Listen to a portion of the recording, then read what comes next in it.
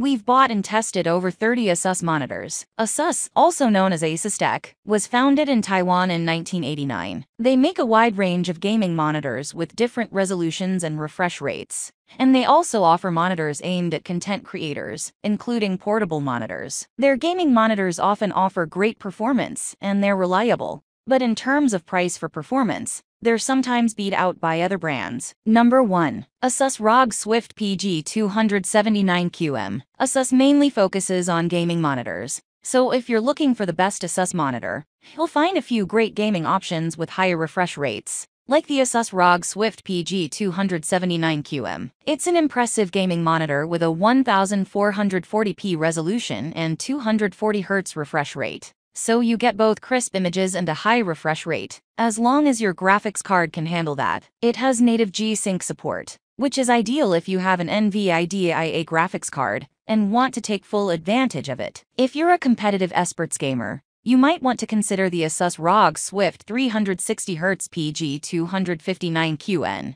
which has native G-Sync support and a higher 360Hz refresh rate, but a lower 1080p resolution. So the PG279QM offers a better balance between resolution and refresh rate. If you're looking for the best Asus gaming monitor, it supports NVIDIA's Reflex Latency Analyzer, which measures the latency of your entire setup, so you know which sources are causing the most lag. It has low input lag with high frame rate sources, and even though it increases with 60 FPS sources, it's still low, thanks to its fast response time. Motion looks smooth across its entire refresh rate range, and it has a flicker-free backlight to reduce eye strain during long gaming sessions. Number 2. Asus ProArt Display PA278CV. While Asus mainly focuses on gaming monitors, they have a few office-oriented monitors in their ProArt lineup, which mainly focus on color accuracy and photo editing. And the Asus ProArt Display PA278CV is a great option. It has the same 27-inch 1440p screen as the Asus ROG Swift PG279QM,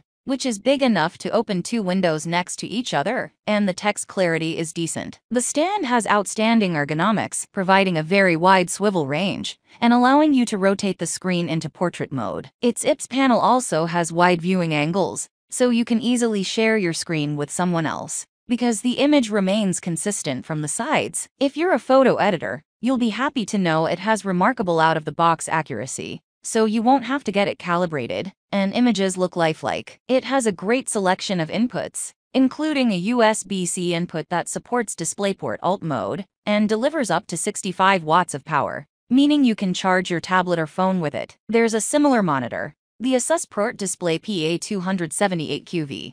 It costs less and doesn't have this USB-C input, so if you aren't going to take advantage of it, then consider this monitor, as both are great for productivity. Number 3. Asus ROG Strix XG27AC. If you're a gamer and don't need the productivity features of the Asus ProArt Display PA278CV, but still want something that costs less than the Asus ROG Swift PG279QM, then check out the Asus ROG Strix XG27AC. It has the same 1440p resolution as the PG279QM. But the main difference is that it has a lower 170Hz refresh rate, which is what you can expect for something cheaper. It's impressive for gaming, and its variable refresh rate (VRR) support works with both NVIDIA and AMD graphics cards to reduce screen tearing. It's also great for co-op gaming, because it has wide viewing angles and good ergonomics. It has low input lag for a smooth and responsive gaming experience. Unlike some other Asus monitors, the input lag doesn't significantly increase at 60 Hz, which is great